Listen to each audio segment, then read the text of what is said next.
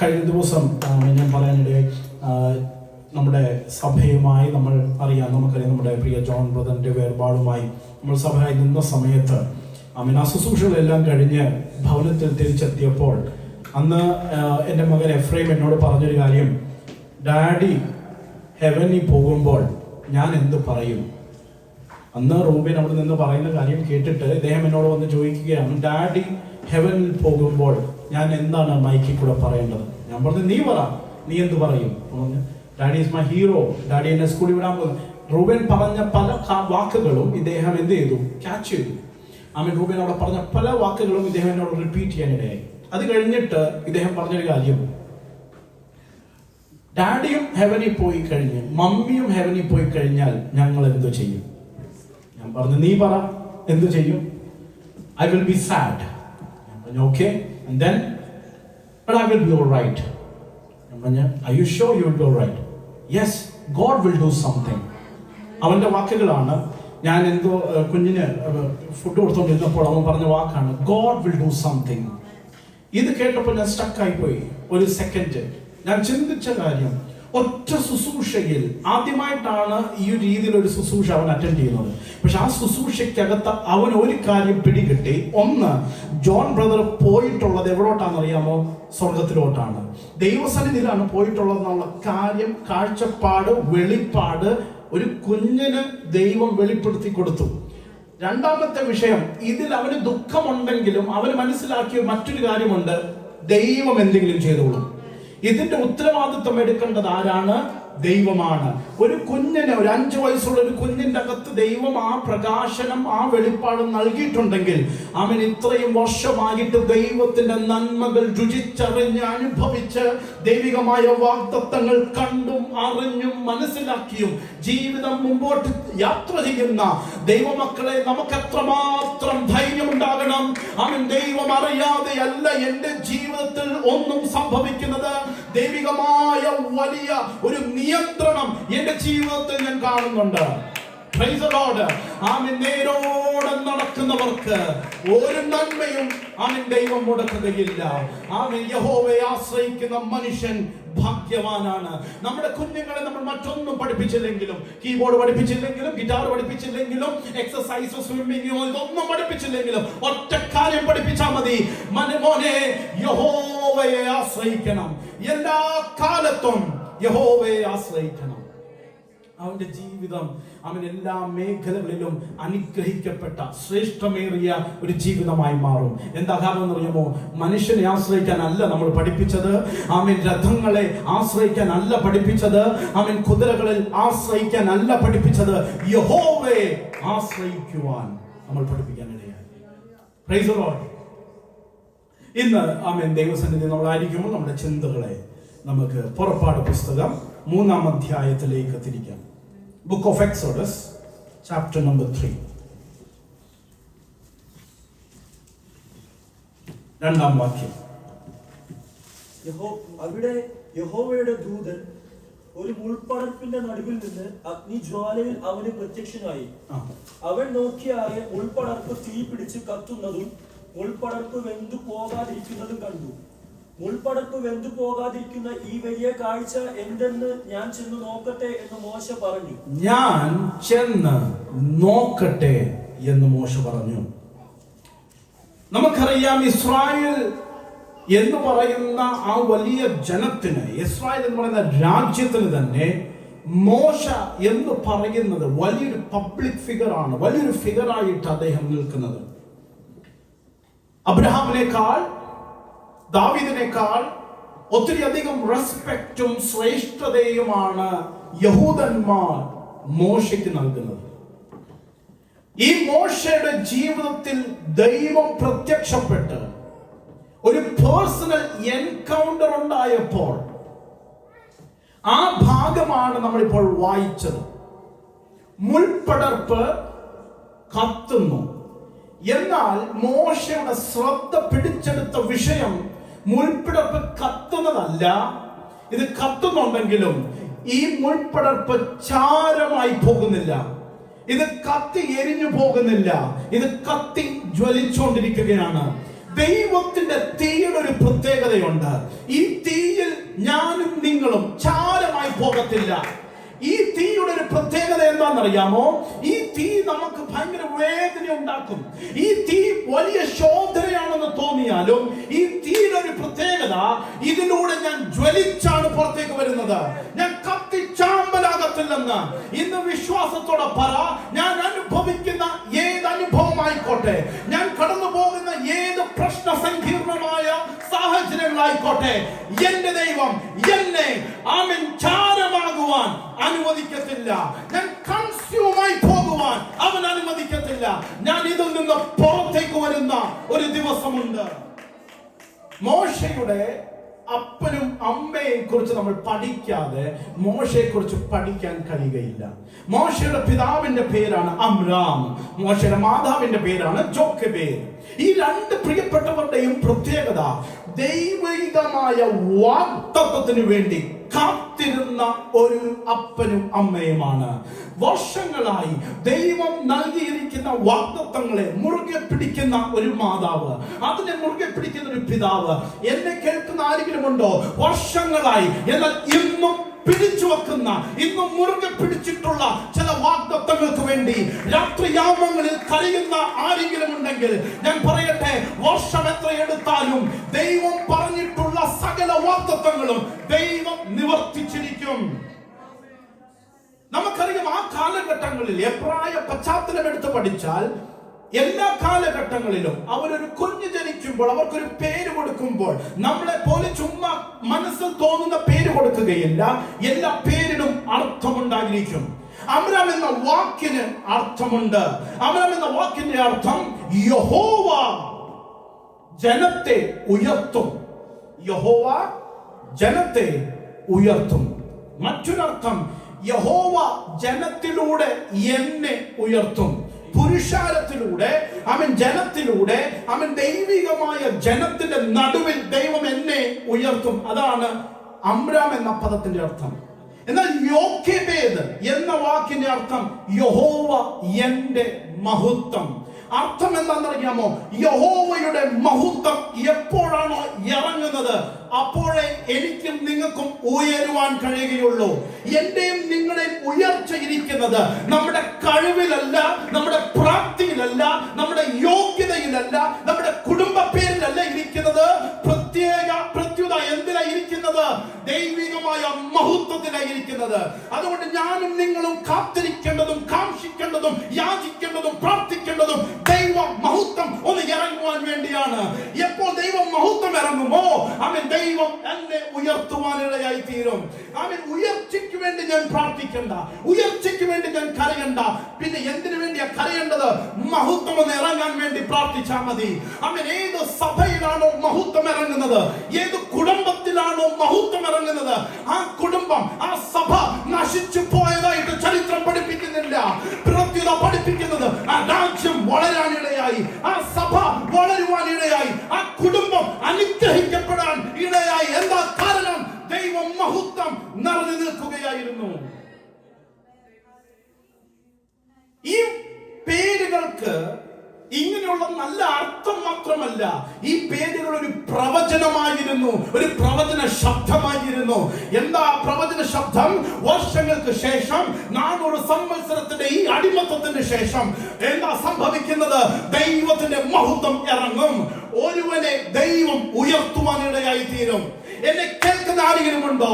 അവൻ പല പേരും കൊണ്ട് നീ നടക്കുന്നുണ്ടെങ്കിലും നീ അറിയാത്ത ചില പ്രവചനങ്ങൾ നിന്നിലൂടെ നിവർത്തുവാൻ ദൈവം ആഗ്രഹിക്കുന്നുണ്ട്. അവൻ ഈ പേര് കിട്ടിയ അപ്പനും അമ്മയും അവർക്കുണ്ടായ ആദ്യത്തെ കുഞ്ഞിന് പേരിടുകയാണ് മിരിയാം. മിരിയാം എന്ന പദത്തിന്റെ അർത്ഥം എന്തെന്നറിയാമോ? മറിയം എന്ന പദവുമായിട്ട് ചേർന്ന് നിൽക്കുന്ന ഒരു പദമാണെങ്കിലും വിപരീതമായി നിൽക്കുന്ന ഒരു പദമാണ്. മിരിയാം എന്ന പദത്തിന്റെ അർത്ഥം കയ്പ്.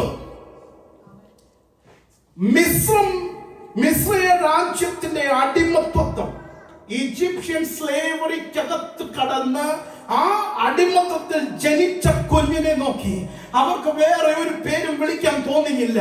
അവർ വിളിച്ച പേരെന്താണെന്നറിയാമോ? ഞങ്ങളുടെ ജീവിതം കയ്പും കൊണ്ട് നിറഞ്ഞിരിക്കുകയാണ്. ആരെങ്കിലും എന്നെ കേൾക്കുന്നുണ്ടോ? ജീവിതത്തിൽ കയ്പേറിയ അനുഭവങ്ങൾ നിറഞ്ഞു നിൽക്കുന്ന, അവൻ എപ്പോഴൊക്കെ പുറകോട്ടൊന്ന് നോക്കും രാത്രി അത് നനയുന്നുണ്ടെങ്കിൽ ഇന്ന് പല ദൈവം പറയുകയാണ്, എന്റെ വാഗ്ദത്തം ഇന്ന് നിലനിൽക്കുന്നുണ്ട്. എന്റെ മഹത്വം ഇറങ്ങിയാൽ എല്ലാ കൈപ്പേറിയ അനുഭവങ്ങളും മാധുര്യമായി മാറും. Praise the Lord. അടുത്ത മകനുണ്ടായപ്പോൾ അവനിട്ട പേരാണ് അഹരോൻ. ആരോൺ. ആ പദത്തിനും ഒരു അർത്ഥമുണ്ട്. ആ പദത്തിന്റെ അർത്ഥമാണ് അയ്യോ, എന്തൊരു കഷ്ടം ഈ പ്രസവം. വേദനയുടെ നടുവിൽ ഒരു മകനെ പ്രസവിക്കുന്ന മാതാവ് കരഞ്ഞ് നിലവിളിച്ചു പറയുകയാണ്, woe to this pregnancy. ഈ വേദന സഹിക്കാൻ കഴിയുന്നില്ല, ഈ കഷ്ടത സഹിക്കാൻ കഴിയുന്നില്ല. കാരണം എന്താ? സൗന്ദര്യമുള്ള ദിവ്യമായ ദൈവികമായ അനുഗ്രഹങ്ങൾ പ്രാപിച്ച് വാഗ്ദത്തങ്ങളായി ദാനമായി പുറത്തേക്ക് ഇവര് പ്രസവിച്ച് ദാനമായി പുറത്തേക്ക് വരുന്ന ഈ കുഞ്ഞുങ്ങൾ ആൺകുഞ്ഞുങ്ങളാണെങ്കിൽ അവരെ അടിമപ്പണിക്ക് വേണ്ടിയാണല്ലോ ഞാൻ വിടാൻ പോകുന്നത്. ഓർത്ത് നോക്കിയേ, ഒരു കുഞ്ഞ് നമ്മുടെ അകത്ത് ദൈവം തരുമ്പോൾ കുഞ്ഞ് തരുന്നതിന് മുമ്പേ കുഞ്ഞിനെ കുറിച്ച് നമുക്ക് വലിയ പ്ലാനുകളാണുള്ളത്. ഒരു കുഞ്ഞുണ്ടായി കഴിഞ്ഞാൽ ജനിക്കേണ്ട അതിന് മുമ്പേ തന്നെ വയറ്റിൽ കൈവച്ച് നമ്മൾ ആ കുഞ്ഞിനെ ഫീൽ ചെയ്യാൻ തുടങ്ങും. നമ്മൾ ആ കുഞ്ഞിനെ കുറിച്ച് ആഗ്രഹിക്കുന്ന എല്ലാം നല്ല കാര്യങ്ങൾ മാത്രമാണ്. ആ കുഞ്ഞിന് ദൈവികമായ അനുഗ്രഹങ്ങൾ ഉണ്ടാകണം, നന്മകൾ ഉണ്ടാകണം. ഈ കുഞ്ഞ് പഠിച്ചു വലുതായി വലിയ നിലയിൽ എത്തണം എന്നൊക്കെയാണ് ഒരു അമ്മയും ഒരു പിതാവും കുഞ്ഞുങ്ങളെ കുറിച്ച് ആഗ്രഹിക്കുന്നത്. എന്നാൽ ഇവിടെ ഒരു അമ്മ വേദനയോടെ ഒരു കുഞ്ഞിനെ പ്രസവിക്കുമ്പോൾ അവക്കറിയാവുന്നൊരു സത്യമുണ്ട്. ഈ കുഞ്ഞ് നാളെ വലുതായി വളർന്നു കഴിയുമ്പോൾ ഇവനൊരു അടിമയായി മാറുകയാണ്. ഈ കഷ്ടവും ഈ വേദനയും സഹിക്കാൻ കഴിയാതെ നിൽക്കുമ്പോൾ അവർക്കുണ്ടാകുന്ന അടുത്തൊരു കുഞ്ഞിന്റെ പേരാണ് മോശ. മോസസ്. മോശെ പ്രസവിച്ചു കഴിയുമ്പോൾ നമുക്കറിയാം സംഭവിക്കുന്ന സംഭവങ്ങൾ. ആ കാലഘട്ടത്തിന്റെ രാജാവ് ഇടുന്ന ഉത്തരവ് എന്താണെന്ന് നമുക്കറിയാം. ഇതിന്റെ എല്ലാം സംഭവത്തിൽ ഇതാ നൈൽ നദിയിൽ രാജകുമാരി ഇറങ്ങി ഒരു കുഞ്ഞിനെ കാണുകയാണ്. കൊട്ട തുറന്നു നോക്കിയപ്പോൾ വചനം പറയുന്നത് ഇങ്ങനെയാണ്, ദിവ്യ സൗന്ദര്യമുള്ള കുഞ്ഞ്. ദിവ്യ സൗന്ദര്യമുള്ള കുഞ്ഞ്. ഈ കുഞ്ഞിനെ കയ്യിലേക്ക് എടുത്ത് നമ്മൾ വാക്യങ്ങൾ വായിച്ചാൽ നമുക്ക് മനസ്സിലാകുന്ന ഒരു കാര്യമുണ്ട്. ഈ കുഞ്ഞിനെ പേരിട്ടതാരാണ്? 2-ാം അധ്യായം 10-ാം വാക്യം. And the child grew, and she brought him unto Pharaoh's daughter, and he became her son, and she called his name Moses. Who is the she? അമ്മയാണോ അതോ രാജകുമാരിയാണോ? ഈ പേരിട്ടതിന് ഭയങ്കര കൺഫ്യൂഷനാണ്. ആരെ ഇട്ടെന്ന് ആർക്കും അറിയത്തില്ല. കാരണം ബൈബിളും ക്ലിയർ അല്ല. ആ വാക്യം വായിച്ച് 9-ാം വാക്യം വായിക്കുമ്പോൾ സഹോദരിയായ മിരിയാമാണ് എന്ത് ചെയ്യുന്നത്? കുഞ്ഞിനെ കൊണ്ടുപോയി അമ്മയ്ക്ക് കൊടുക്കുന്നത്. അമ്മ കുഞ്ഞിന് പാലെല്ലാം കൊടുത്തിട്ട് തിരിച്ചു കൊണ്ടുപോയി രാജകുമാരിക്ക് കൊടുക്കുമ്പോൾ വചനം അവിടെ ക്ലിയർ ആയിട്ട് പറയുന്നില്ല ആരാണ് പേരിട്ടത്. എന്താ കാരണം? 2 അർത്ഥമുണ്ട്. മാസേ എന്ന ഒരു ഈജിപ്ഷ്യൻ പേരുണ്ട്. മാസേ അർത്ഥം എന്താ? ജനിച്ചു. അതേ ഉള്ള അർത്ഥം, വേറെ ഒന്നുമില്ല. അർത്ഥം എന്താണ്? ജനിച്ചു. ഒരു ജനനമുണ്ടായി. ഇപ്പൊ ഏതെങ്കിലും കുഞ്ഞ് ജനിച്ചാൽ മാസേ എന്നവർ പറയും. അപ്പോൾ മാസേ എന്നൊരു അർത്ഥമായിരിക്കാം ഒരു പക്ഷേ അവർ ഉദ്ദേശിച്ചത് എന്ന് ചിന്തിക്കുന്ന ഒരു കൂട്ടമുണ്ട്. എന്നാൽ എബ്രായ ഭാഷയിൽ മോസേ എന്നൊരു പദമുണ്ട്. മോസേ എന്ന പദത്തിന് അർത്ഥം എന്താണെന്നറിയാമോ? പുറത്തേക്ക് എടുക്കുന്നവൻ. നിങ്ങൾ എന്റെ കൂടെയില്ല. പുറത്തേക്ക് എടുക്കുന്നവൻ. ഈ വാക്ക്, ഈ പേരാണ് പിന്നീട് ദൈവം മോശയെ വിളിച്ചിട്ട് ഒരു പ്രവചന ശബ്ദമായി ദൈവം മോശയ്ക്ക് കൊടുക്കുന്ന വലിയൊരു ദൗത്യമുണ്ട്.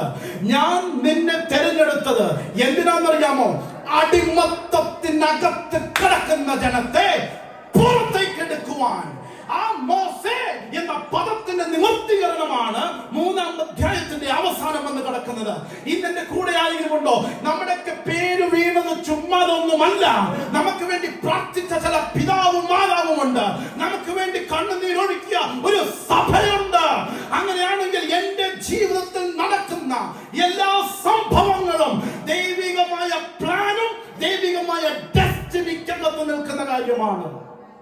പിശാചല്ല തീരുമാനിക്കുന്നത്. ഞാൻ പറഞ്ഞു വന്നതാണ്, പിശാചല്ല തീരുമാനിക്കുന്നത് എന്റെ ജീവിതത്തിൽ എന്ത് സംഭവിക്കണമെന്ന്.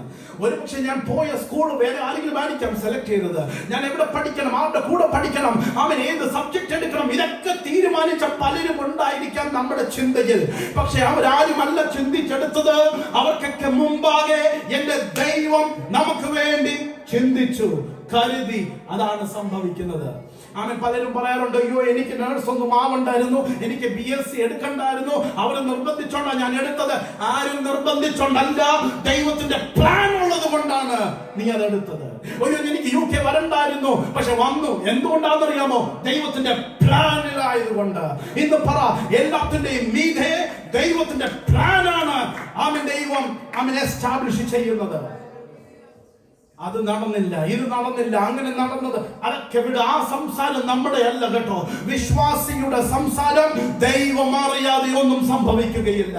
ദൈവത്തിന്റെ അറിവോടെയാണ് സകലതും സംഭവിക്കുന്നത്. അതാണ് നമ്മുടെ ഏറ്റവും വലിയ പ്രത്യാശയും ഏറ്റവും വലിയ ആശ്വാസവും. Praise the Lord. ദൈവം അറിയുന്നുണ്ട്. നമുക്ക് എനിക്ക് കുഞ്ഞുനാളിൽ ഞങ്ങളുടെ പാസ്റ്റർ പ്രസംഗിച്ചുകൊണ്ടിരുന്നപ്പോൾ പറഞ്ഞൊരു കഥ എനിക്ക് ഇന്നും ഓർമ്മയുണ്ട്. ഒരു വലിയ കപ്പലിൽ ഇതാ വലിയ സമുദ്രത്തിൽ ഭയങ്കര തിരമാലകൾ അടിക്കാൻ തുടങ്ങി. ജനം നോക്കിയപ്പോൾ മനസ്സിലായി ഈ കപ്പൽ മുങ്ങാൻ സാധ്യതയുണ്ട്.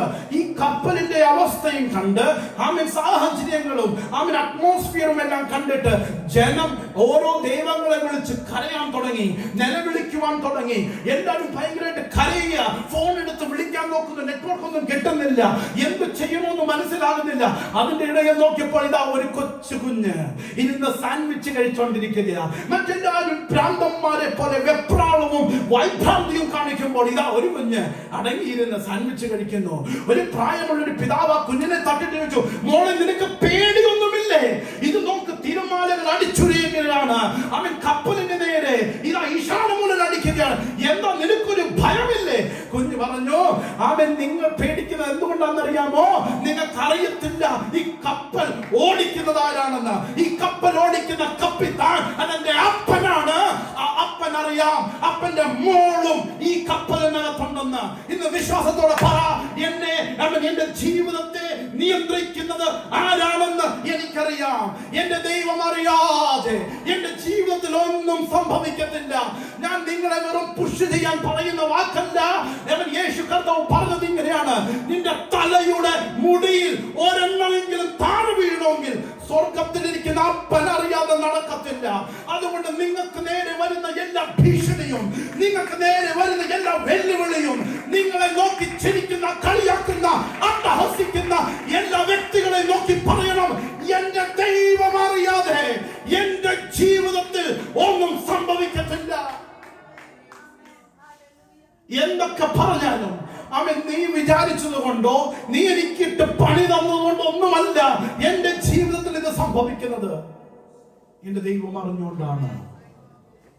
എന്റെ ദൈവം അറിഞ്ഞുകൊണ്ടാണെങ്കിൽ എനിക്ക് പ്രശ്നമില്ല. ആ ഒരു വിശ്വാസം നമ്മുടെ അകത്ത് പുറത്തേക്ക് വരണം. മോശയുടെ ജനനത്തിന് ശേഷം മോശ വളർന്നത് എവിടെയാണ്? ഫറവോന്റെ കൊട്ടാരത്തിലാണ്. എന്നാൽ ഈ നഴ്സിംഗ് ടൈം കിട്ടിയ അമ്മയ്ക്ക് ഈ കുഞ്ഞുമായിട്ട് ടൈം സ്പെൻഡ് ചെയ്യുവാൻ അമ്മയ്ക്കറിയാം the nature, the world, the environment she is in. അതുകൊണ്ട് അവനോട് പറഞ്ഞു കൊടുക്കാൻ പറ്റുന്ന എല്ലാ ദൈവികമായ കാര്യങ്ങളും, എല്ലാ ചരിത്രവും, അബ്രഹാമിന്റെ ദൈവം, ഇസ്ഹാക്കിന്റെ ദൈവം, യാക്കോബിന്റെ ദൈവം, ഈ അനുഭവങ്ങളും എല്ലാം പറഞ്ഞു കൊടുത്തു അമ്മ. എന്താ പറഞ്ഞു കൊടുക്കാൻ കാരണം? അമ്മേ, എന്തിനാ അമ്മ ഇത്രയും സമയമെടുത്ത് ഈ കുഞ്ഞിനെ, ഈ കൊച്ചു കുഞ്ഞിന്, പാല് കുടിക്കുന്ന പ്രായമുള്ള ഈ കുഞ്ഞിനെ ഈ വചനമൊക്കെ പഠിപ്പിച്ചിട്ട് വല്ല കാര്യമുണ്ടോ? അമ്മയ്ക്കൊരു കാര്യം അറിയാം, അല്പസമയം കഴിഞ്ഞാൽ ഇവൻ എന്റെ കയ്യിൽ നിന്ന് പോകും, ഇവനെ മാറ്റും. പിന്നെ ഇവനെ കൊണ്ടിടുന്നൊരു സ്കൂളുണ്ട്, അന്നത്തെ കാലത്ത് സൂര്യന്റെ അമ്പലം എന്ന് പറയുന്ന ഒരു സ്ഥലമുണ്ട്. The temple of sun. ഈ സൂര്യന്റെ അമ്പലത്തിന്റെ പ്രത്യേകത, ഇതിന്റെ ചുറ്റുമാണ് ഇവരുടെ പല സ്കൂൾസും ഇവർ എസ്റ്റാബ്ലിഷ് ചെയ്തിട്ടുള്ളത്. Egyptian culture. അതിൽ വൺ ഓഫ് ദ സ്കൂളിന്റെ പേരാണ് സ്കൂൾ ഓഫ് ലൈഫ്. ഈ സ്കൂൾ ഓഫ് ലൈഫിൽ മോശയും പോയി പഠിക്കണം. കാരണം റോയൽ ഫാമിലിയിലുള്ള എല്ലാ വ്യക്തികളും പഠിച്ചിട്ട് വേണം തിരിച്ചു വന്ന് രാജ്യകാര്യങ്ങളിൽ ഇടപെടാൻ ഉള്ളത്. അതുകൊണ്ട് തന്നെ മോശയെല്ലാം പഠിപ്പിക്കും. മോശയ്ക്ക് മിലിറ്ററി ട്രെയിനിങ് കിട്ടി, മോശയ്ക്ക് ഫൈനാൻഷ്യൽ ട്രെയിനിങ് കിട്ടി, മോശയ്ക്ക് സ്കിൽഫുൾ ട്രെയിനിങ് കിട്ടി. അവരെ രാജാവിന്റെ മകനാണ് അല്ലെങ്കിൽ രാജകുമാരിയുടെ മകനാണെന്നുള്ള സ്നേഹത്തിലൊന്നും അല്ല അവരെ പഠിപ്പിക്കുന്നത്. വളരെ കർശനമായി അവരെ പഠിപ്പിച്ചു കൊടുക്കുന്ന ഒരു ചൊല്ലുണ്ട്. ആ ചൊല്ല് ഇങ്ങനെയാണ്: Do not be idle, O son, O scribe, do not be lazy. You need to listen and study and work hard. Because a boy is here, he is on his back, and that back should be beaten up. ഇവരെ പഠിപ്പിച്ചു കൊടുക്കുന്ന ചൊല്ല് എന്തുവാണെന്നറിയാമോ? ആ ഒരു ചെറുപ്പക്കാരന്റെ ചെവി ഇരിക്കുന്നത് അവന്റെ പുറത്താണ്. ആ പുറത്തിട്ട് ചാട്ടവാറ് കൊണ്ട് അടി കിട്ടിയാലേ അവൻ എന്ത് ചെയ്യത്തുള്ളൂ? പഠിക്കത്തുള്ളൂ. അപ്പോൾ അത്രമാത്രം റിജിഡ്, സ്ട്രിക്റ്റ് ആയിട്ടുള്ള പഠിത്തവും ട്രെയിനിങ്ങും മോശയ്ക്ക് ലഭിക്കുവാനിടയായി. സോൾജിയേഴ്സ്, റിട്ടയർഡ് സോൾജിയേഴ്സ് ആണ് അവരെ പഠിപ്പിക്കുന്നത്. മതത്തിന്റെ കാര്യങ്ങൾ പഠിപ്പിക്കുന്നത് അമ്പലത്തിൽ നിന്ന് വന്ന് അവിടുത്തെ ഏറ്റവും ഹൈ പ്രീസ്റ്റ് അവർ വന്ന് പഠിപ്പിക്കും. എല്ലാ രീതിയിലും തികഞ്ഞവനായിട്ട് വേണം ഇവൻ പുറത്തേക്ക് വരാൻ. നമ്മൾ വിചാരിക്കും കൈവിട്ടു പോയി, പിന്മാറ്റത്തിൽ പോകും. കാരണം ഈ അമ്പലത്തിൽ സാധാരണക്കാർക്ക് ആർക്കും കയറിപ്പോകാൻ പറ്റാത്ത സ്ഥലത്താണ് മോശയൊക്കെ കയറിപ്പോകുന്നത്. നമ്മൾ വിചാരിക്കും പോയി, എന്റെ കുഞ്ഞു പോയി. നമ്മളൊക്കെ പറയുന്നത് നമ്മുടെയൊക്കെ പപ്പയും മമ്മിയും 12ാം ക്ലാസ് കഴിഞ്ഞ് ഞാൻ പറഞ്ഞു എനിക്ക് ഡിഗ്രി പഠിക്കാൻ പോകണമെന്ന് പറഞ്ഞപ്പോൾ എൻ്റെ മമ്മി പറഞ്ഞു നീ ബൈബിൾ കോളേജിൽ പോയാൽ മതിയോ? കാരണം നീ ഡിഗ്രി പഠിക്കാൻ കോളേജിൽ പോയി കഴിഞ്ഞാൽ കൈവിട്ടു പോകും, പിശാച് കൊണ്ടുപോകുന്നു. നമ്മളൊക്കെ പേടിച്ചു പോകും. അയ്യോ, ഈ ലോകത്താണോ നമ്മുടെ കുഞ്ഞുങ്ങൾ പഠിക്കാൻ പോകുന്നത്? ഈ സ്കൂളിലാണോ? ഇവിടെ പഠിപ്പിക്കുന്ന വിഷയം ഇതാണ്, ഇവിടെ പഠിപ്പിക്കുന്ന കാര്യങ്ങൾ ഇതാണ്, ഇവിടുത്തെ കൂട്ടുകാരങ്ങനത്തെയാണ്, ഇവർ കൈവിട്ടു പോകുമോ? അവൻ എന്നാൽ പാല് കൊടുത്തോണ്ടിരുന്നപ്പോൾ അമ്മ പറഞ്ഞു കൊടുത്ത ദൈവികമായ വചനങ്ങൾ വിത്ത് കണക്കിന് അവന്റെ ഹൃദയത്തിൽ നട്ടോണ്ടിരുന്നു. ഇതെന്നെ കേൾക്കുന്ന ആരെങ്കിലും ഉണ്ടോ? അവൻ കുഞ്ഞുങ്ങൾക്ക് കൊടുക്കുവാൻ മറ്റൊന്നുമില്ല. എന്താ ഉള്ളത്? ദൈവ വചനം. അവൻ അവരുടെ ഹൃദയങ്ങളിൽ നടുവാൻ നമ്മൾ ഇടയായി തീരണം. യഹോവ എന്റെ ഇടയനാകുന്നു. The Lord is my shepherd. ഇതേ ഉള്ളൂ അവർക്ക് പറയാൻ, കുഴപ്പമില്ല. അത് മതി. അതൊരു വിത്തിന് കണക്കായി അവരുടെ ഹൃദയത്തിൽ നടുവാൻ നമ്മൾ ഇടയായി തീരണം. അവൻ വർഷങ്ങൾ കഴിയുമ്പോൾ അതൊരു ഫലമായി അത് പുറത്തേക്ക് വരാൻ ഇടയായി തീരും. ഹല്ലേലൂയ. അമ്മ പഠിപ്പിച്ചു കൊടുത്ത, അമ്മ പറഞ്ഞു കൊടുത്തൊരു ദൈവമുണ്ട്. മുൾപ്പുടർപ്പ് കത്തിയപ്പോൾ ഇതാ മോശ ചോദിക്കുന്ന ഒരു ചോദ്യമുണ്ട്: നീ ആരാണ്? മുൾപ്പടർപ്പിൽ നിന്നൊരു ശബ്ദം: ഞാനാകുന്നവൻ. അത് പോരാ, നീ പറ, നീ ആരാണ്? ഓ, ഞാൻ അബ്രഹാമിന്റെ ദൈവം, ഞാൻ ഇസ്ഹാക്കിന്റെ ദൈവം, ഞാൻ യാക്കോബിന്റെ ദൈവം. എന്താ അർത്ഥം മോശേ? കുഞ്ഞുനാളിൽ നീ കേട്ട ചില വാക്കുകളല്ലേ ഇത്? നിന്റെ അമ്മ പറഞ്ഞു തന്ന വാക്കുകളല്ലേ ഇത്? അന്ന് വർഷങ്ങൾക്ക് മുമ്പേ ഒന്നും അറിയാത്ത പ്രായത്തിൽ അവൻ ആ മടിയിൽ കിടന്ന് അമ്മ പറഞ്ഞു, ഓ, ഒരിക്കൽ ഒരു അപ്പച്ചനുണ്ടായിരുന്നു, ഒരിക്കൽ ഒരു അമ്മച്ചി ഉണ്ടായിരുന്നു. കുഞ്ഞുങ്ങളില്ലാതെ അവിടെ ഭാരപ്പെട്ടപ്പോൾ സ്വർഗത്തിൽ നിന്ന് അപ്പൻ ഇറങ്ങി വന്ന് പറഞ്ഞു, ഒരു കുഞ്ഞ് തരും. ആ കുഞ്ഞിന്റെ പേരാണ് ഇസ്ഹാക്ക്. എത്ര പറഞ്ഞു കൊടുക്കുന്നതെന്ന് അറിയാമോ? ദൈവത്തെ വിളിച്ചാൽ ദൈവം ഉത്തരം തരും. ഉത്തരം തരുന്ന, ജീവനുള്ള, പ്രാർത്ഥനയുടെ മറുപടി തരുന്ന, കണ്ണുനീര് കണ്ട് മറികടക്കാത്ത, അവൻ മുട്ടുമേൽ ഇരുന്നാൽ അനുഗ്രഹങ്ങൾ തരുന്ന ഒരു ദൈവത്തെ പരിചയപ്പെടുത്തി കൊടുത്ത ഒരു മാതാവുണ്ട്. ആ മാതാവിന്റെ വാക്കുകൾ കേട്ട മോശ പറയുകയാണ്, ഇത് എനിക്കറിയാം, ഇത് ഞാൻ കേട്ടിട്ടുണ്ട്. അബ്രഹാമിന്റെ ദൈവം, ഇസ്ഹാക്കിന്റെ ദൈവം, ഓ, യാക്കോബിന്റെ ദൈവം. അവൻ ഇന്നൊരു കാര്യം പറയാം. ദൈവം അത് പറയുമ്പോൾ മറ്റൊരു ഭാഗമുണ്ട്. എന്താണെന്നറിയാമോ? അബ്രഹാമിന്റെ ദൈവം എന്ന് പറയുമ്പോൾ അബ്രഹാമിന്റെ കാലശേഷം ദൈവം ഇല്ലാതെ പോയി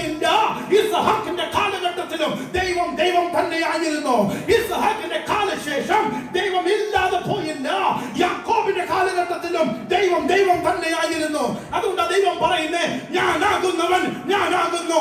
അർത്ഥം കാലങ്ങൾ മാറിയാലും കാലഘട്ടങ്ങൾ മാറിയാലും തലമുറകൾ മണ്ണിൽ മറഞ്ഞു പോയാലും ദൈവം ദൈവം തന്നെയാണ്.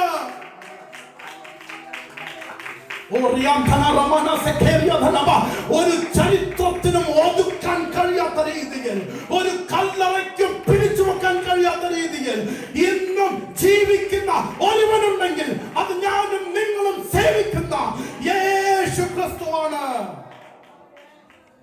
ഹല്ലേലൂയ.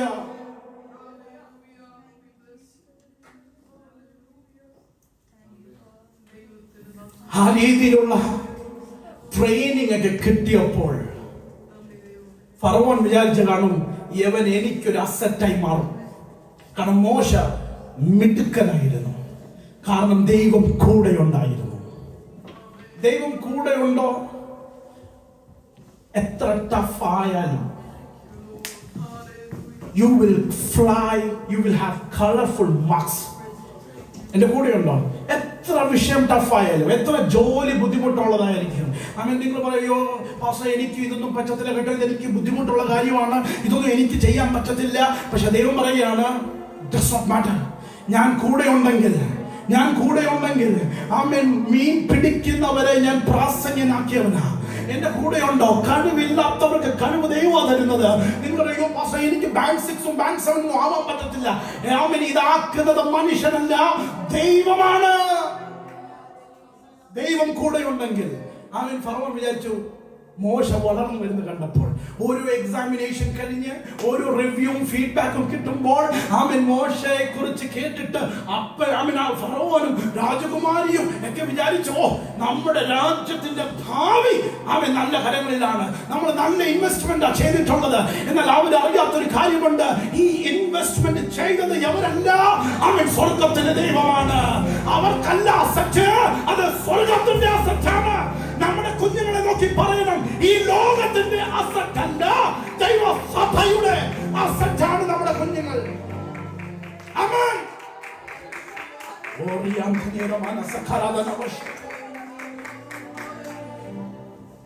നമ്മുടെ കുഞ്ഞുങ്ങൾ, നമ്മുടെ ജോലി, ആമേൻ, നമ്മളായിരിക്കുന്ന മേഖലകൾ, സാഹചര്യങ്ങളെല്ലാം ദൈവത്തിന് വേണ്ടിയുള്ള അസറ്റായി നമ്മൾ മാറണം. ലോകം ചിന്തിച്ചോട്ടെ, എന്നാൽ നമ്മൾ മനസ്സിലാക്കേണ്ട ഒരു കാര്യമുണ്ട്, ഞാൻ ദൈവത്തിന്റെ അസറ്റാണ്.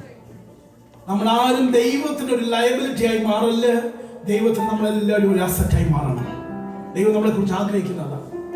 അതുകൊണ്ടാണ് ദൈവം നമുക്ക് തരുന്ന ട്രെയിനിങ് അല്ല, ഓരോ പ്രൊമോഷൻ ദൈവം തരുന്നത് എന്തിനാ? നമ്മുടെ ലൈഫ് സ്റ്റൈല്, നമ്മുടെ സ്റ്റേറ്റസ് ഒക്കെ അപ്ഗ്രേഡ് ചെയ്യാനല്ല. ദൈവം അതിനെ കുറിച്ച് ആഗ്രഹിക്കുന്ന ഒരു വലിയൊരു പ്ലാൻ ഉണ്ട്. ദൈവസഭയ്ക്ക്, ദൈവരാജ്യത്തിന് ഞാനും നിങ്ങളും വലിയൊരു അസറ്റായി മാറണം.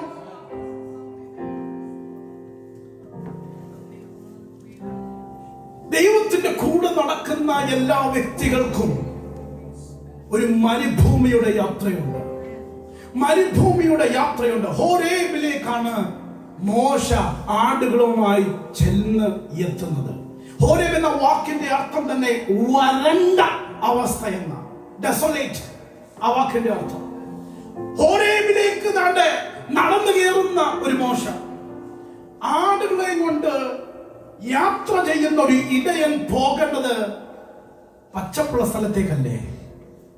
എന്നാൽ ജീവിതത്തിൽ ഞാൻ എന്താ കർത്താവേ ഈ ചെയ്യുന്നത്? ഞാൻ പഠിച്ചതൊന്നും അല്ലല്ലോ ഈ ചെയ്യുന്നത്. ആമേൻ, ഞാൻ എന്റെ ജീവിതത്തെ കുറിച്ച് ആഗ്രഹിച്ചതൊന്നുമല്ല ഞാൻ ഇന്ന് ചെയ്തുകൊണ്ടിരിക്കുന്നത്. എവിടെയാണ് ഞാൻ പൊയ്ക്കൊണ്ടിരിക്കുന്നത്? എവിടെയാണ് ഞാൻ എത്തേണ്ടത്? ആമേൻ, ക്ലാരിറ്റി ഒന്നുമില്ലാതെ കൺഫ്യൂഷൻ ആയി നിൽക്കുമ്പോൾ പോകാൻ കഴിയുന്ന സ്ഥലം മരുഭൂമി അല്ലാതെ വേറെ എന്താ? ദൈവം പലപ്പോഴും കൈപിടിച്ച് കൊണ്ടുപോകുന്ന സാഹചര്യമാണ് മരുഭൂമിയുടെ സാഹചര്യം. ജാമി ബക്കിംഗം എന്ന് പറയുന്ന ഒരു ദൈവഭൃത്യൻ പറഞ്ഞ വാക്കിങ്ങനെയാണ്: The wilderness remains a place of purification and preparation. ദൈവം ഒരുക്കുന്ന, ദൈവം ശുദ്ധീകരിക്കുന്ന ഒരു സ്ഥലമാണ് മരുഭൂമി എന്ന് പറയുന്നത്.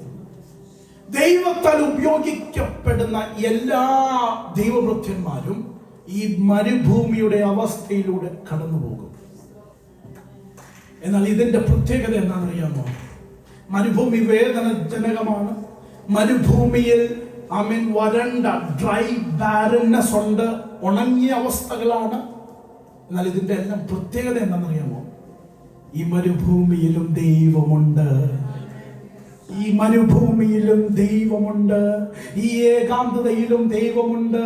എത്ര പേർക്ക് വിശ്വാസത്തോടെ പറയാൻ കഴിയും, എന്റെ മരുഭൂമിയിൽ ഞാൻ ഏകനല്ല, എന്റെ ദൈവം എന്റെ കൂടെയുണ്ട്. യേശു കർത്താവിന് പോലും മരുഭൂമിയിൽ പോകേണ്ട വന്നു. ഏലിയാവ്, പൗലോസ് വചനമെടുത്ത് പഠിച്ച് ദൈവത്താൽ ഉപയോഗിക്കപ്പെട്ട എല്ലാവരുടെയും ജീവിതത്തിൽ മരുഭൂമിയുണ്ട്. മരുഭൂമി, wilderness is inevitable for the children of God. നമ്മൾ വിചാരിക്കും, അയ്യോ ക്രിസ്ത്യ ജീവിതം പ്രാർത്ഥനയൊക്കെ കഴിഞ്ഞു വിശ്വാസത്തിൽ മുന്നേറുമ്പോൾ എല്ലാം നല്ലതല്ലേ എന്റെ ജീവിതത്തിൽ സംഭവിക്കേണ്ടത്? അത് തെറ്റായിട്ടുള്ള ഒരു സുവിശേഷമാണ്. പലപ്പോഴും ദൈവം നമ്മളെ കുറിച്ച് ആഗ്രഹിക്കുന്നത് മരുഭൂമിയിൽ ഒന്ന് കാണണം. ദൈവമേ, നീ മോശയെ ആദ്യമായിട്ടൊന്ന് പരിചയപ്പെടാൻ പോകുകയല്ലേ? നല്ലൊരു സ്ഥലമല്ലേ നീ കണ്ടെത്തേണ്ടത്? നല്ല ശാന്തമേറിയ പച്ചപ്പച്ചയുള്ള മലപ്രദേശങ്ങളോ, സൗന്ദര്യം നിറഞ്ഞ നല്ലൊരു മരം നീ കണ്ടെത്തിയില്ലല്ലോ? ദേവദാരു, ലബാനോൻ, ഏതെങ്കിലും നല്ലൊരു വൃക്ഷം കണ്ടെത്തിയ പോരായിരുന്നോ? അത്തിമരമോ? ഇതെന്തുവാ? മുൾപടർപ്പ്. ഒരു മുൾപടർപ്പിലാണോ കർത്താവേ നീ വെളിപ്പെടുന്നത്? മുൾപടർപ്പിനെ കുറിച്ച് പഠിക്കുമ്പോൾ പ്ലാന്റിൽ, വൃക്ഷങ്ങളിൽ ഏറ്റവും താഴ്ന്ന നിലവാരത്തിലുള്ളതാണ് മുൾപടർപ്പ് എന്ന് പറയുന്നത്. മുൾപടർപ്പ് ഇംഗ്ലീഷിൽ ബുഷ് മാത്രമേ ഉള്ളൂ. പക്ഷെ ഈ ബുഷ് തോൺസിന്റെ ബുഷാണ്, മുള്ളുകളുടെ. അതാണ് മലയാളത്തിൽ പറയുന്നത് എന്താ? മുൾപടർപ്പ്. എങ്ങനെയാണ് മുൾപടർപ്പ് ഉണ്ടായത്? എന്റെ കൂടെ ഉണ്ടോ? എങ്ങനെയാ മുൾപടർപ്പ് ഉണ്ടായത്? മുൾപടർപ്പ് എങ്ങനെയാ കാണിക്കുന്നത്? ഒന്ന് പുറകോട്ട് പോയേ. ബൈബിളിൽ ആദ്യമായിട്ട് മുള്ള് എവിടെയാണ് പ്രത്യക്ഷപ്പെട്ടത്? നിങ്ങൾ എന്റെ കൂടെയില്ല. ഇച്ചിടെ പുറകോട്ട് പോവാം. ഉൽപ്പത്തി പുസ്തകത്തിലേക്ക് പോകുമ്പോൾ മനുഷ്യൻ പാപം ചെയ്ത് ദൈവിക തേജസ് നഷ്ടപ്പെട്ടവരായി നിന്നപ്പോൾ ദൈവം ഇറങ്ങി വന്ന് പറയുന്ന ഒരു കാര്യമുണ്ട്. നീ കാരണം പാപം സംഭവിച്ചു, മനുഷ്യൻ കാരണം ഇത് പാപം സംഭവിച്ചത് കൊണ്ട് ഈ ഭൂമി നശിക്കപ്പെട്ട ഭൂമിയിൽ നിന്ന് ഇനി എന്താ ഉണ്ടാവാൻ പോകുന്നത്? എന്റെ കൂടെയില്ല. എന്താ ഉണ്ടാവാൻ പോകുന്നത്? ഇംഗ്ലീഷിൽ പറയുന്ന പദം thorns and thistles it will grow. ഇത് എന്താ ഇനി ഗ്രോ ചെയ്യാൻ പോകുന്നത്? ഈ മണ്ണ് പാപത്തിന്റെ പരിണിത ഫലമായി അടയാളമായി നിൽക്കുന്ന ഒരു മുൾപടർപ്പിനെ നോക്കി ദൈവം പറയുകയാണ്, അതിന്റെ നടുവിൽ ഞാനുണ്ട്. നിങ്ങൾ എന്റെ കൂടെയില്ല. നമ്മൾ വിചാരിച്ചു ഒരു അപ്പൻ, അവൻ ആദ്യത്തെ ആദം, ഫലം കഴിച്ചപ്പോൾ സകലവും നഷ്ടപ്പെട്ടു, മനുഷ്യരാശിക്ക് ഇനി ഒരു പ്രത്യാശയില്ല എന്ന് നമ്മൾ ചിന്തിച്ചപ്പോൾ ദൈവം പറയുകയാണ്, ഈ മണ്ണിൽ നിന്ന് ഉണ്ടാകുന്ന മുള്ളുണ്ടല്ലോ, ആ മുൾപടർപ്പിനകത്ത് ഞാനുണ്ട്. എന്റെ ജീവിതത്തിൽ പാപം സംഭവിച്ചാലും തെറ്റുകൾ സംഭവിച്ചാലും ദൈവമേ എന്ന് ഞാൻ വിളിക്കുമ്പോൾ ആ പാപത്തിൽ നിന്ന് എന്നെ വിടുവിക്കുവാൻ വേണ്ടി ഇറങ്ങി വരുന്ന ഒരുവനാണ് യേശു ക്രിസ്തു. അതുകൊണ്ടാണ് പുതിയ നിയമം പറയുന്നത്, അവൻ സകല ലോകത്തിന്റെയും പാപം ചുമക്കുന്ന കുഞ്ഞാണ്. അതുകൊണ്ടല്ലേ അവന്റെ തലയിൽ മുൾക്കിരീടം അടിച്ച് ഇറക്കിയതവര്. ആ മണ്ണിന്റെ ശാപം അന്ന് അവിടെ തീർത്തു. നിങ്ങൾ എന്റെ കൂടെയുണ്ടോ? മണ്ണിന്റെ ശാപം ഏത് വാക്കുകളാണോ ദൈവം ഉൽപ്പത്തി പുസ്തകത്തിൽ ഉപയോഗിച്ചത്, അത് ദൈവം പിന്നീട് വർഷങ്ങൾ കഴിഞ്ഞപ്പോൾ ഇതാ ദൈവം പൂർത്തീകരിക്കുകയാണ്.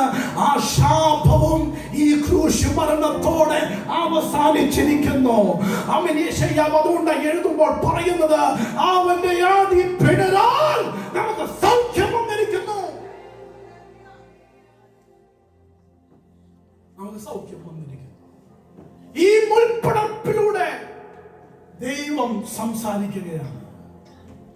മുൾപ്പടർപ്പ് ഒരു വിലയുമില്ലാത്തതാണെങ്കിലും ദൈവം പറയുകയാണ്, ഞാൻ ഇതിന് പോലും ഒരു വില കൊടുക്കുന്നുണ്ട്. എന്റെ കൂടെ ഉണ്ടോ? ഇത് കത്തിച്ചാരമാകാൻ ഞാൻ അനുവദിക്കത്തില്ലെന്ന്. ഒരു വിലയും കൊടുക്കാത്ത ഒരു സാധാരണമായ ഒരു മുൾപ്പടർപ്പിന് ദൈവം വിലയും കരുതലും കൊടുക്കുന്നുണ്ടെങ്കിൽ എത്രമാത്രമായിരിക്കും നമ്മുടെ ജീവിതത്തിൽ ദൈവം തരുന്ന ആമേൻ ദൈവികമായ കരുതൽ ഓർത്തു നോക്കിയേ. ആമേൻ. ആമേൻ. ദൈവം, ഞാൻ നിന്റെ ജീവിതം ഇങ്ങനെ കത്തിച്ചാമ്പലാകുവാൻ അനുവദിക്കത്തില്ല. ദൈവത്തിന്റെ കരുണ നമ്മുടെ ജീവിതത്തിൽ വെളിപ്പെടുകയാണ്. മുൾപ്പടർപ്പ് കത്തുകയാണ്, എന്നാൽ ഇത് ചാരമാകാത്തത് കൊണ്ട് മോശ തിരിഞ്ഞു നോക്കി.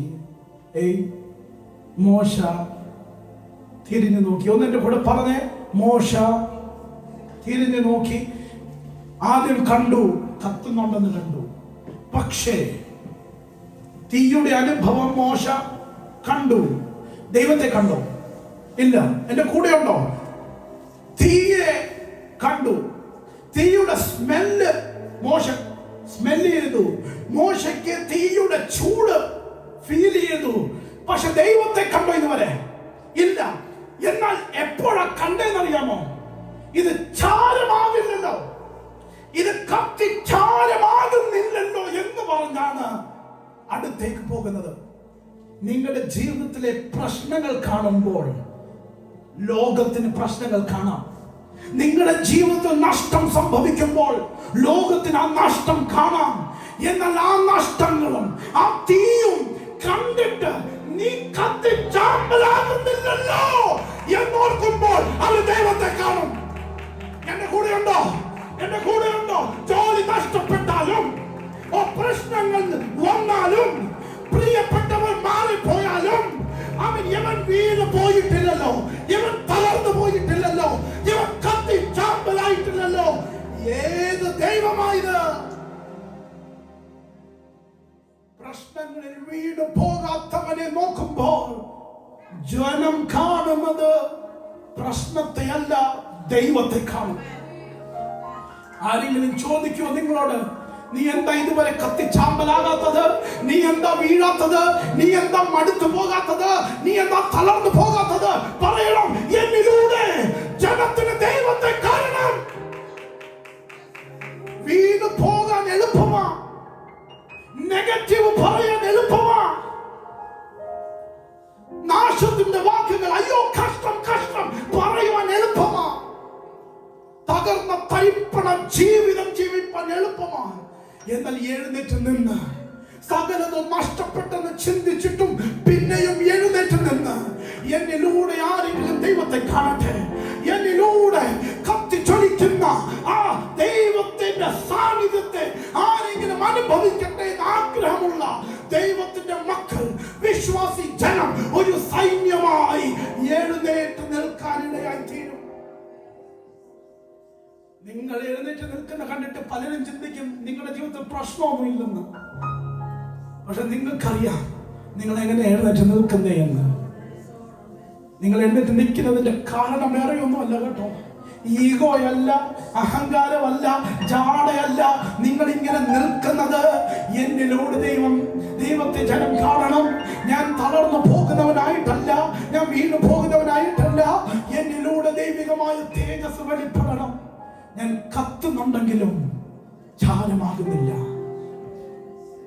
നിങ്ങളൊരു ബേർണിംഗ് ബുഷ് ആവാമോ? കാരണം നിങ്ങളൊരു ബേർണിംഗ് ബുഷ് ആവാൻ റെഡി ആയാൽ ഒരു മോശ എഴുന്നേക്കും. ആ മുൾപ്പടർപ്പ് കത്താൻ തയ്യാറായില്ലായിരുന്നെങ്കിൽ, ആ മുൾപ്പടർപ്പ് ദൈവത്തോട് പറയാ, തീയൊന്നും എനിക്ക് പറ്റത്തില്ല. ഒരു മോശ നമുക്ക് നഷ്ടപ്പെട്ടു പോയേനെ. നമ്മൾ കത്താൻ തയ്യാറായാൽ നമ്മളിലൂടെ ചില മോശമാർ എഴുന്നേൽക്കും. അടിമത്തത്തിൽ കിടക്കുന്ന ചില ജനം പുറത്തേക്ക് വരും. ഇന്ന് വിശ്വാസത്തോടെ പറയണം, കർത്താവേ ഞാൻ എനിക്ക് നന്ദി പറയുന്നു. ഞാൻ അവസാനിപ്പിക്കാൻ നോക്കിയ ചില 2-3 കാര്യങ്ങൾ മാത്രം പറഞ്ഞ് നിർത്താൻ പോകുകയാണ്. മോശെ എന്ന ദൈവം വിളിച്ചത് എങ്ങനെയാ? ഒരു പ്രാവശ്യമാണോ 2 പ്രാവശ്യമാണോ? 2 പ്രാവശ്യം. എബ്രായർ കൾച്ചറിൽ 2 പ്രാവശ്യം ഒരു വ്യക്തിയെ പേര് ചൊല്ലി വിളിക്കുന്നത് അവരോടുള്ള ഇഷ്ടം കൊണ്ടാണ്. ആ പദത്തിന്റെ അർത്ഥം 2 പ്രാവശ്യം റിപ്പീറ്റ് ചെയ്ത് ഒരാളെ വിളിക്കുന്നുണ്ടെങ്കിൽ അതിന് ഹോണറേറിയം എന്ന് പറയുന്നത്. നമ്മൾ റെവറൻഡ് എന്ന് പറയുന്നതിന് പകരം ദൈവം ഒരാളെ സ്നേഹവും ആദരവും അടുപ്പവും കാണിക്കണമെങ്കിൽ ദൈവം പറയും 2 പ്രാവശ്യം ആ പേര് വിളിക്കും. എന്റെ കൂടെ ഉണ്ടോ? ദൈവം മോശയെ വിളിക്കുകയാണ്, മോശേ മോശെ. അതായത് നീ അറിയാത്തവനൊന്നുമല്ല, ഞാൻ നിന്റെ ദൈവം, നീ എന്റെ മോശയുമാണ്. അടുത്ത ബന്ധം, സ്നേഹബന്ധമാണ് ദൈവം വെളിപ്പെടുത്തുന്നത്. എന്നാൽ ഇവിടെയല്ല വിഷയം കിടക്കുന്നത്. മോശെ മോശെ എന്ന് വിളിച്ചപ്പോൾ മോശ ധൈര്യമായിട്ട് കയറി ചെന്നു. എന്റെ കൂടെ ഉണ്ടോ? മോശെ മോശെ എന്ന് വിളിച്ചപ്പോൾ നമ്മളെ ഇന്നത്തെ കാലഘട്ടത്തിലെ പിള്ളേർ ചിന്തിക്കുന്ന പോലെ ദൈവം ഒരു അപ്പൂപ്പൻ സ്നേഹത്തോടെ വിളിക്കുമ്പോൾ കയറി ചെന്ന് അപ്പൂപ്പന്റെ കണ്ണാടിയും പിടിച്ചു വലിച്ച് അപ്പൂപ്പന്റെ താടിയും പിടിച്ചു വലിച്ച് 2 കോമഡിയും പറഞ്ഞ് അങ്ങ് കളിയാക്കി ചിരിച്ചങ്ങ് പോകാമെന്ന് വിചാരിച്ച് അടുത്തോട്ട് വരിക. ദൈവം സ്നേഹവാനാണ്, കരുണവാനാണ്. എന്നാൽ ദൈവം മോശ അടുത്തോട്ട് വരുന്ന കണ്ടപ്പോൾ ദൈവം പറഞ്ഞു, അവിടെ നിൽക്കാന്ന് പറഞ്ഞു. ദൈവം സ്നേഹവാനാണ്, കരുണവാനാണ്. എന്നാൽ ദൈവം ദൈവമാണെന്നുള്ള വിഷയം നമ്മൾ മറന്നു പോകരുത്. എന്റെ കൂടെ ഉണ്ടോ? ദൈവം ദൈവമാണെന്ന്. ഈ ദൈവം ആരാ? മുൾപ്പടപ്പിലൂടെ തീക്കകത്ത് വെളിപ്പെടുത്തുന്ന ദൈവം. വചനം പറയുന്നു, God is a consuming fire. ദഹിപ്പിക്കുന്ന അഗ്നിയാണ് ദൈവം. ഈ ദൈവത്തെ നമ്മൾ കാണുമ്പോൾ പേടിക്കണം, ഭയമുണ്ടാകണം. പക്ഷെ അപ്പോൾ തന്നെ ഈ ദൈവം സ്നേഹവാനുമാണ്. ഈ 2 ബാലൻസ് ചെയ്ത് പോകാൻ ദൈവം നമ്മൾ ഇടയാക്കണം. പലപ്പോഴും അടുത്ത ദൈവത്തോട് ഇടപെടുമ്പോൾ സ്നേഹം നഷ്ടപ്പെട്ടു പോവുക, ആ റെസ്പെക്ട് നഷ്ടപ്പെട്ടു പോവുക. അത് ഒരിക്കലും സംഭവിക്കല്. ആലയത്തിൽ കടന്നു വരുമ്പോൾ ദൈവത്തിന്റെ സന്നിധിയിലാണ് ഞാൻ വന്നത് എന്നുള്ള ഉത്തമ ബോധ്യം നമ്മൾ ധരിക്കണം. മോശയ്ക്ക് വേണ്ടി മുൾപ്പടർപ്പിൽ ദൈവം എന്ത് ചെയ്തു? തീയിറക്കി. ഈ മോശയിലൂടെ തന്നെ വർഷങ്ങൾക്ക് ശേഷം ദൈവം പറയുകയാണ്, ഒരു താമ്രവേദി ഉണ്ടാക്കണം, അവിടെ തീ കത്തിക്കൊണ്ടിരിക്കണം. അവിടെ ഞാൻ എന്ത് ചെയ്യും? എന്റെ സാന്നിധ്യത്തെ ഞാൻ ഇറക്കും. ആ തീ എന്തിനാ കാണിക്കുന്നതെന്ന് അറിയാമോ?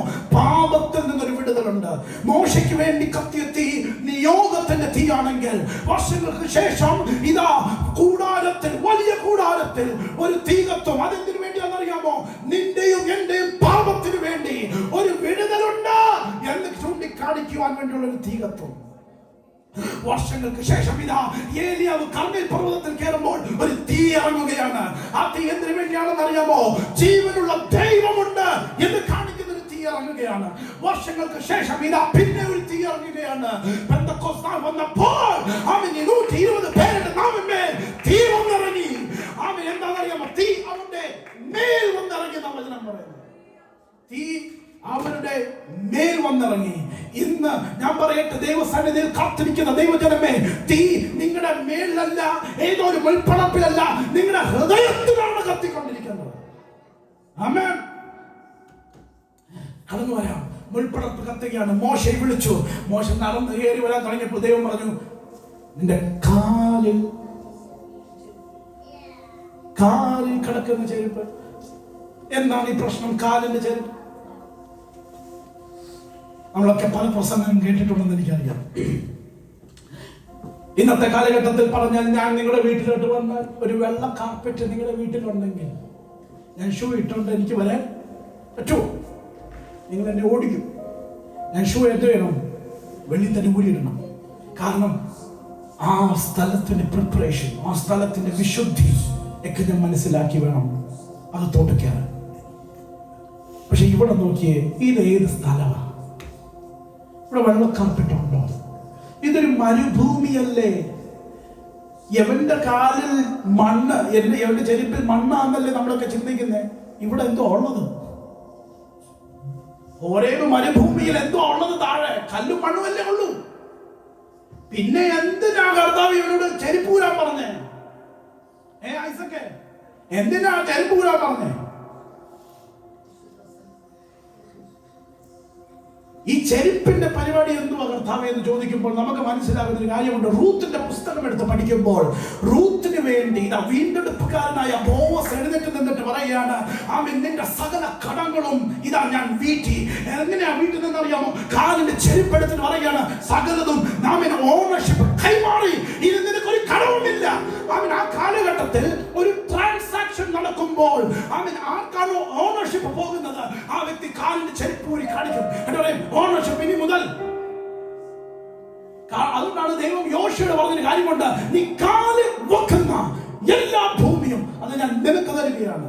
അപ്പം എവിടേക്കാണ് ഈ കാല് ചെരുപ്പിട്ട റൂളേഴ്സ് ചെരുപ്പിട്ട് കാലെടുത്ത് വെക്കുമ്പോൾ ആ സ്ഥലം അവരുടേതായി മാറുകയാണ്. ദൈവം പറയണ, മോനെ, ഹോരേബ് എന്ന് പറയുന്ന ഈ സ്ഥലത്ത് നീ കയറി വരുന്നുണ്ടല്ലോ, ഇതിന്റെ ഓണർ ഞാനായതുകൊണ്ട് നിന്റെ ചെരുപ്പെടുത്ത് മാറ്റാം. കാരണം ഇവിടെ ഇന്ന് കത്തുന്നത് മുൾപ്പടർപ്പ് മാത്രമേ കത്തുന്നുള്ളൂ.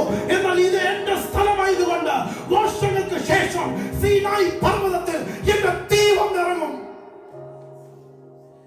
നമ്മൾ പിന്നീട് വായിക്കുന്ന വാക്യം എങ്ങനെയാണ്? വർഷങ്ങൾക്ക് ശേഷം സീനായി പർവ്വതത്തിൽ ഇതാ തീ നിറഞ്ഞു. ഈ തീ നിറഞ്ഞപ്പോൾ മോശ കേറിപ്പോയി. എന്താ മോശെ, എനിക്ക് ഇന്ന് തീയെ പേടിയില്ലേ? അവൻ പറയും, വർഷങ്ങൾക്ക് മുമ്പേ മുൾപ്പടർപ്പിൽ ഒരു തീ വെളിപ്പെട്ടു. ആ തീ എന്നെ വിളിച്ചു, ഞാൻ പോയി. അവൻ ഞാൻ കണ്ടൊരു കാര്യമുണ്ട്, മുൾപ്പടർപ്പ് കത്തുന്നുണ്ടെങ്കിലും ചാരമാകുന്നില്ല. ഒരു മുൾപ്പടർപ്പ് ചാരമായില്ലെങ്കിൽ ഈ തീ കത്തിച്ചൊളിക്കുന്ന പർവ്വതത്തിൽ ഞാൻ കയറിയാൽ ഞാനും ചാരമാകത്തില്ല. നിങ്ങൾ എന്റെ കൂടെയുണ്ടോ? ഇന്നലകളിൽ ദൈവം നടത്തിയ വിധങ്ങൾ നാളെയിലേക്ക് പോകുവാനുള്ള പ്രചോദനമായി മാറണം. ഇന്നലകളിൽ ദൈവം വഴി നടത്തിയില്ലേ? ഇന്നലകളിൽ ദൈവം വാതിൽ തുറന്നില്ലേ? ഇന്നലകളിൽ അവൻ അടഞ്ഞു കിടന്ന വാതിൽ നിങ്ങൾക്ക് വേണ്ടി തുറന്നിട്ടുണ്ടെങ്കിൽ, അവൻ ഇന്നലകളിൽ കടഭാരങ്ങളിൽ നിന്ന് ദൈവം വിടുവിച്ചിട്ടുണ്ടെങ്കിൽ, നാളെയും നടത്തുവാൻ വിശ്വസ്തനാണ്. കേരളത്തിൽ ദൈവം നിങ്ങളെ വിടുവിച്ചെങ്കിൽ, കേരളത്തിൽ ദൈവം നിങ്ങൾക്ക് വേണ്ടി ആവശ്യങ്ങളെല്ലാം നിറവേറ്റിയെങ്കിൽ, യുകെയിലും ദൈവത്തിന് ജൂറിസ്ഡിക്ഷൻ ഒന്നും ബാധകമല്ല. ദൈവത്തിന് വിസ വേണ്ട. ദൈവത്തിന് ഒരു ഇമിഗ്രേഷൻ ബോർഡറും ദൈവത്തെ നിർത്തുകയില്ല. ദൈവത്തെ ലിമിറ്റ് ചെയ്യുകയില്ല. ഏത് ദൈവമാണോ നമ്മുടെ അപ്പനമ്മമാർക്ക് വേണ്ടി പ്രവർത്തിച്ചത്, ആ ദൈവം ഇന്ന് നമുക്ക് വേണ്ടിയും പ്രവർത്തിക്കും.